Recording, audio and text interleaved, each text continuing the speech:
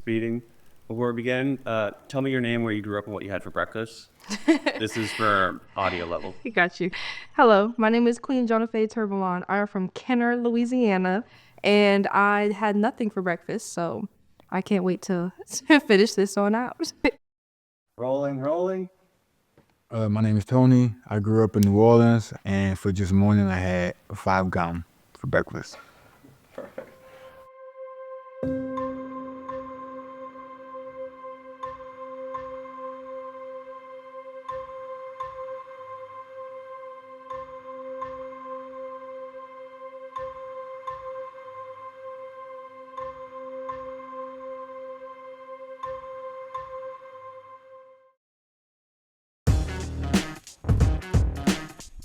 Hello, my name is Queen Jonathan Turbalon, and I am from Kenner, Louisiana. I grew up here. All my people are out the 7th Ward. My name is Tony. I'm from New Orleans originally. I live almost everywhere from the West Bank to the East Bank. After Hurricane Ida, it was hard to get housing in the city because, so many people from the more severely damaged areas had moved here. And I remember when my mom was experiencing some housing issues, it was even harder for her to be able to find a place during that time. So there's definitely a relationship between economics and climate change and ecological disaster. And that's even an injustice too, because their lives matter just like anyone else does. When I was working at the dollar store, I didn't have transportation, so I had to work close to home. So I didn't really have a lot of options, so I kind of had to work there. It would be like a 40-minute walk. So I'm like, the bus is inefficient because I have to wake up, I have to make sure I catch the bus. If I miss the bus, then I'll be late for work. So I started thinking of ways, like how can I work around getting a car because I didn't have the money to buy one. So I ended up coming across an electric skateboard.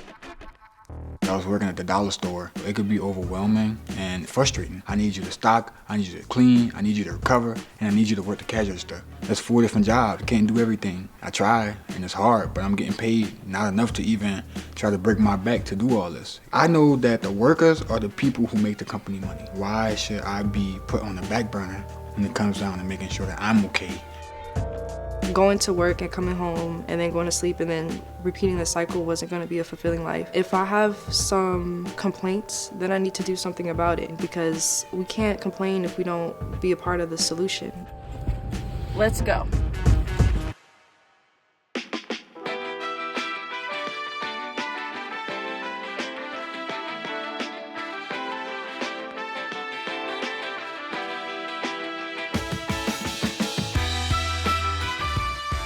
What inspired the creation of the Fall for Liberation campaign?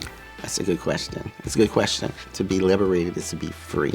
We felt that people in New Orleans and the surrounding area needed to feel free from all of those things that held them back.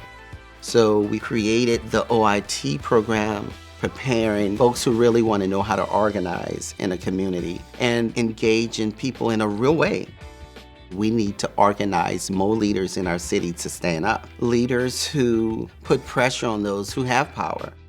Step Up Louisiana took on a team of organizers in training. We did our best, I know I did mine, to train our organizers to be hungry, to educate the community. One of our platforms for Step Up Louisiana is to make sure that we hold our public officials accountable for the things that they said they're going to do, those issues that matters most to those in their community. To the point that's been echoed repeatedly, we have children that cannot read on grade level.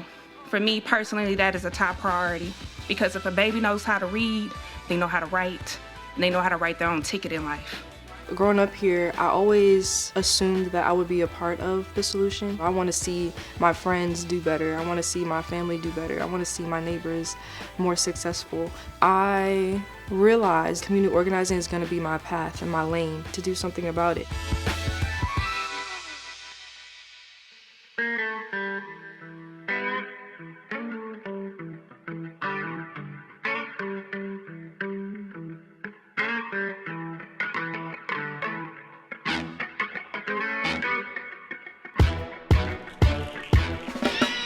We experienced 2 weeks of training and getting fired up for organizing. Coming into the program, seeing everyone in the room communicate, not knowing each other for the same purpose, Step Up helped me to create those pillars for communicating with people. It led up to the moment where I had to knock on the first door.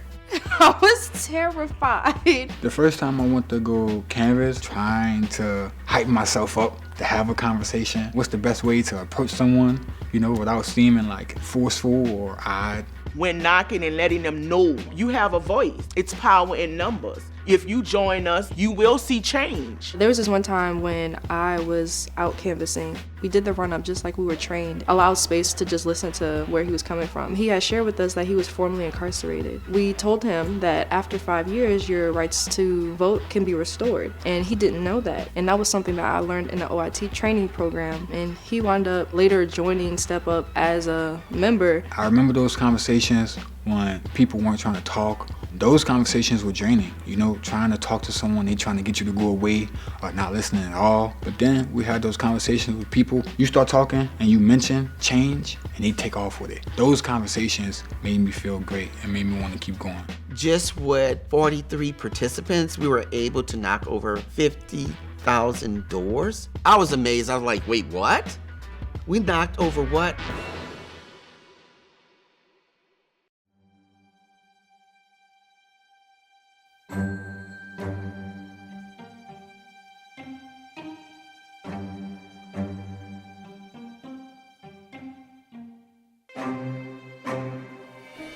Hey everybody, I have a really important announcement.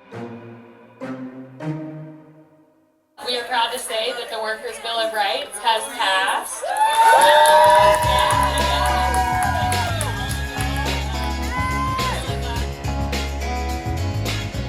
Orleans Parish residents voted yes on a Worker Bill of Rights, enshrining the right to a fair living wage, comprehensive health care coverage, and ability to organize a union for city workers. We passed with 80% pretty much flying colors. It's a win for everybody. New Orleans would be nothing without the workers. Like, dang, this is what we wanted. And this is exactly what we got. And make you feel even better to know that you contribute to this. You knocked 3,000 doors. You had 2,500 conversations. You made a difference. The success means that we can do the damn thing.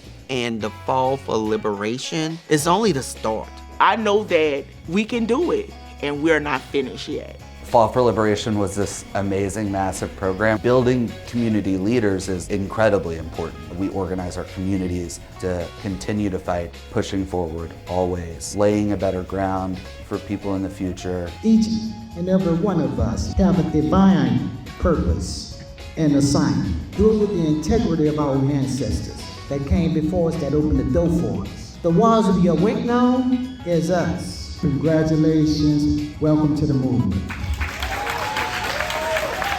Going through Step Up, it kind of made you want to build relationships with the people around you. And something I'm going to take with me through life. There's a quote that I really like by Katie Cannon, and she says, "Do the work your soul must have." And I really live by that. If you're curious or you feel like your soul isn't being fully fulfilled in the type of lifestyle or work that you have now, please join a community organizing group like Step Up. Once you connect with the people, you'll start to see and understand that that's what you needed to have. Organizing looks like creating and building relationships, lasting relationships. Organizers organize others to lead, to teach, to inspire, to bring people together in ways that they've never seen before. Step Up is moving in a way that you're gonna see a change in our state like no other.